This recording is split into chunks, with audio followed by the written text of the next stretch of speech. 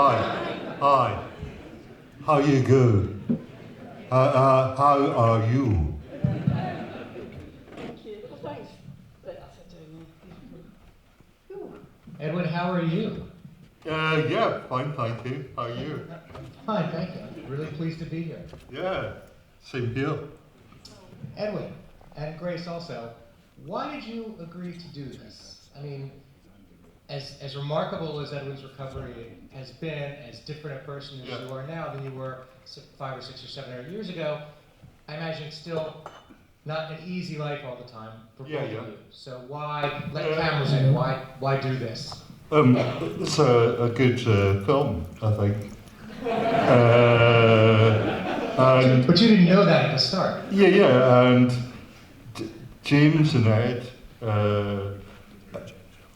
what can I say? It's amazing to me, and it's shot on film, not digital, and it's grainy, and it's great.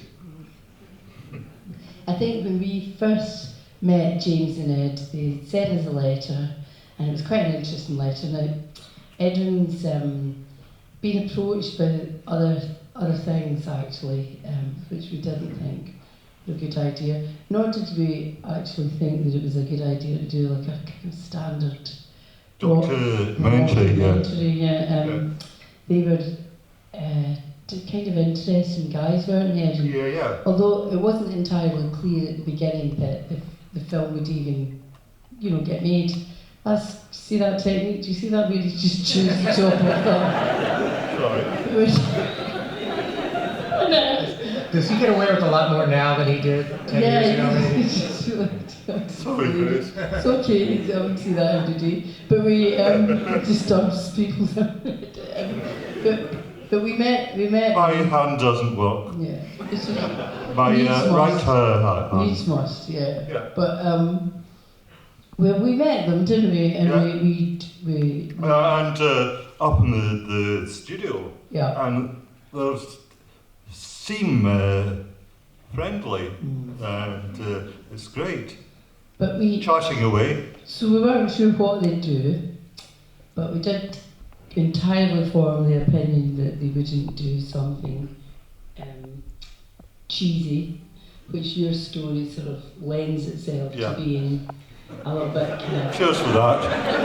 Cheesy. You know what I mean? It's one of those plucky, whatever.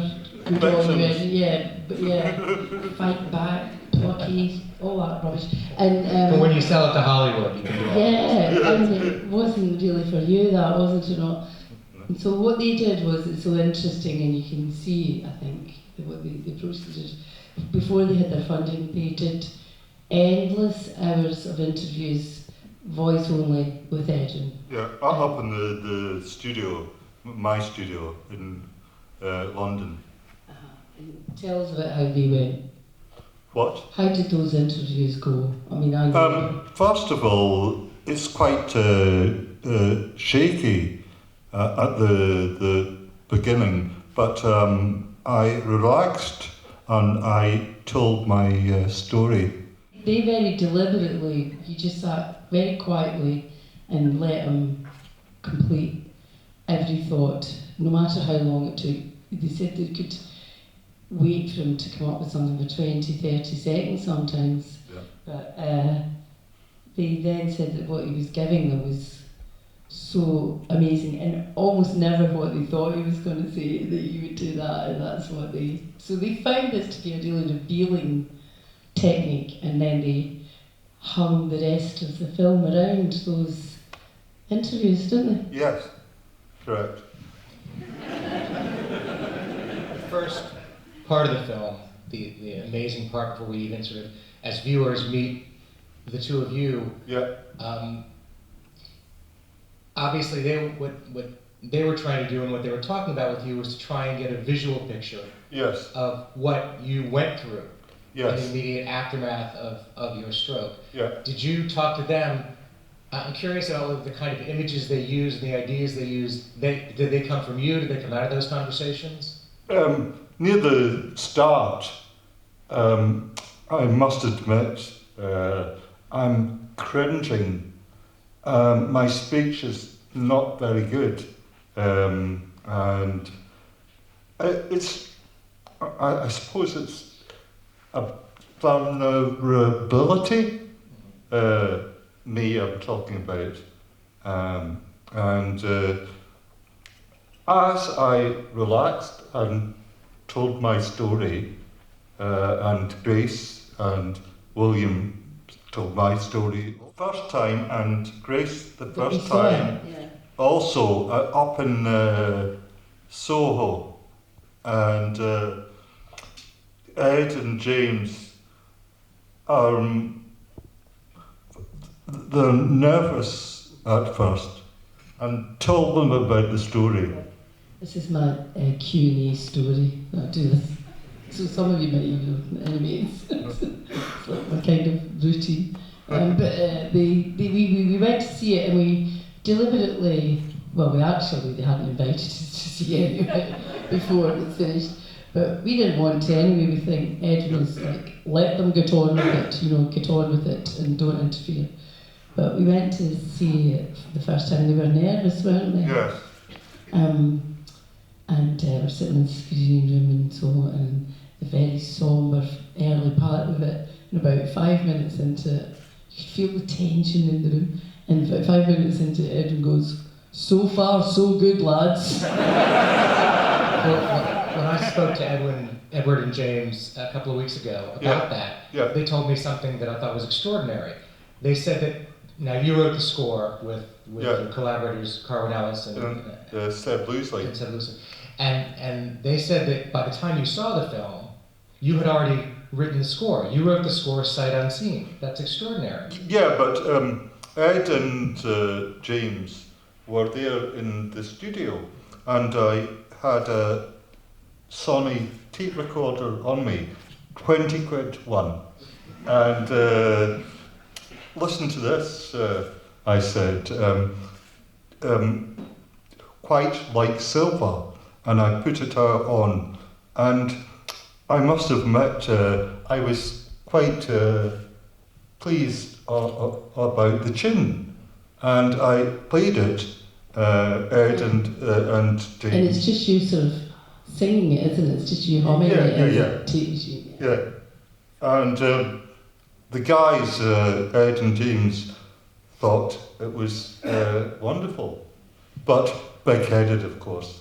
I suppose Edwyn understood the quietness of the interviews and the sort of atmosphere of that room that they created. Yeah. So with them saying, "Well, this we would like something a bit more, they were trying to give you some verbal cues, weren't they, clues to what they wanted, but you kind of... Seb Loosley and Carwyn Ellis and me, they sat on the songs came frequently, and I said up in the studio, relatively easy to do. This film scoring thing is really quite easy, isn't it? And it was you had loads of ideas, didn't you? And all the Ed and James needed you to do was kind of pull strands out of it, fine bits, give them very a hint and bits, a clue for things they had in mind as they were editing. And you more or less did it to order, didn't you, without actually seeing the film. It's amazing to listen to that. Well, they had said that they thought, since they were trying to create kind of a visual communication of what you went through in your illness and coming back from it, that you were maybe trying to come up with an audio version of the same thing. So their answer to me was like, of course it fits, because he was doing what we were doing, just doing it with sound, trying to communicate the experience you had. But take One Note Wonder, I think it's called that. Mostly it was Carmen came up with that tune, I came up with a little bit, and Seb is in engineering on this, and but it works in context. Yeah, it works beautifully. The score is very sympathetic with the film. Yeah. I'm sure we have some questions out here. Does anyone? I wondered how much influence you had over them in their decisions with the direction. How, were there any conversations? Not at all. You let them just get on with it. Yes, and Ed and James, I have no idea the film edits, and I did the music, of course, but it's up in Helmsdale and London, and it's a beautiful documentary, I think. But we talked about this. I said, we don't have a clue what they're up to, do we? And Edwyn said, no, it's important we don't interfere, because as much as he's a good collaborator, he doesn't like outside meddling whenever he's working. Yeah. No meddling. So some people do, of course. No, not me. No, stop it. Audience, no, behave yourself. Meddling in chief. But it's true, isn't it? You can't, if you commit to making something and you commit to accepting that these are the artists, Ed and James, this is their thing, it's their piece of art. Not to get too pretentious about this, but then you get out of the way and you let them do it. You put your money where your mouth is, and you don't sort of at the 11th hour start to go, do you know what, I don't like the look of I think I've got a couple of spots that day. Well, you can't do that, you've got to get And the bald that's showing my bald patch, I don't care about that. How did obviously your son Will feel about playing young Edwyn in the film? Did he take any persuasion or? Yeah, to tell him about quite a lot of persuasion. He's quite a reluctant participant. You can see that kind of, what am I doing? Face on kind of. But it wasn't. Our persuasion wouldn't have worked. Ed and James are funny guys, good company, and they charmed him into taking part in it. But because he's really quite reluctant to have anything to do with us. Especially me. But when he saw the film, he did think it was fantastic. He got it, and everything he'd been asked to do seemed to find it made sense whenever he saw it. Yeah, but it's a tricky one for him. He just thinks, he's called quoting or something. What's that old fart? Yeah. Well, all of that, but also old fart. Yeah. And it's a tricky one. He goes, anybody, I don't want anything to do with my dad. No offense, Dad. But You say in the film that there's no eureka moments in this process, and that's clear. But how big a thing was it for both of you when you were able to get back on stage, when you were able to start performing again? Did that seem like a real milestone?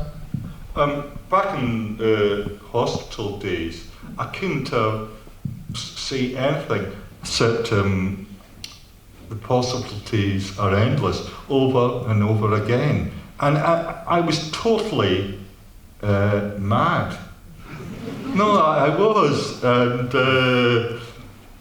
Grace helped me. And I remember the first time Dingwalls, and it was Grace is good, wasn't it? It was really good, but it was so nerve-wracking. I mean, and my voice is soft, but nowadays I'm clear my voice. Your power is back, yeah. Yeah. Power. But it was nerve-wracking, wasn't it? It was Yeah. I was very frightened, really, about that And night. I remember 6 months in hospital. I was frightened as hell. So. And yet, when you did start to get up this night, that first night, and you know, a little bit feeling your way into the first couple of songs, whatever. But about 2 or 3 songs in, you kind of think that Edwyn is really a natural ham, you know, and that. Excuse me, Grace. Natural ham. And he sort of rise to the occasion, you know, and he could just, he was going to handle it. He was going to maybe make a couple of wee stumbles, but who cares? It was the performance, the overall performance that would matter. And it was amazing because it was surreal to think. It seemed like something that you didn't dare imagine would be possible, do you know? And it was happening. Yep, and it's happened. I don't know, loads of times, including round the corner at the Brudnell a couple of times.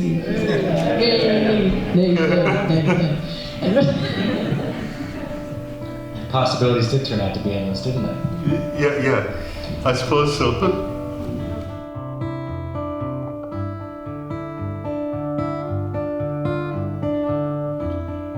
In my dreams, I'm looking for adventure. When I wake, I'm staring at the wall. You gotta be clear-headed and realistic. Otherwise, the future's very small. And when I fall down. And when I rise unsteadily. And when I fall down. And when I rise unsteadily. Take it away, Dave.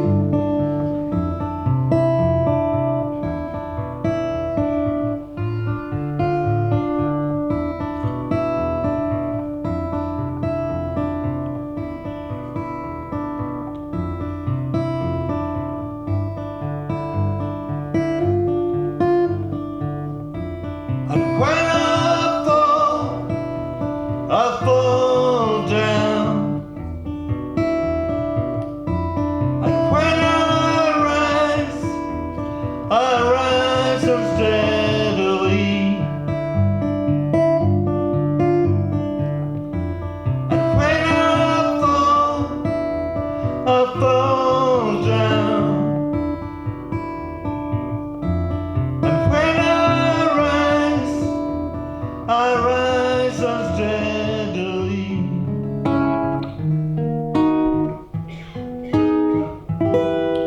I'm home again, hardly certain of my role, and then I keep searching for my soul again. There was nothing I could find.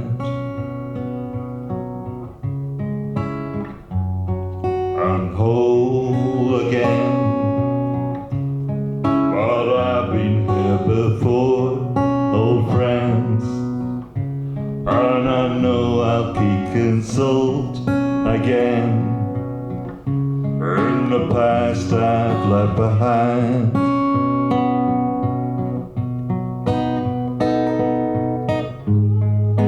When I was a boy, well, I heard somebody singing, and I heard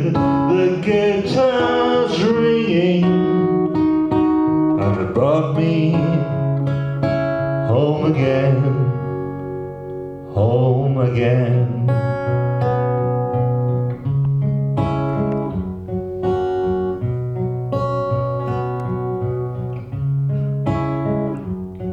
I strayed again.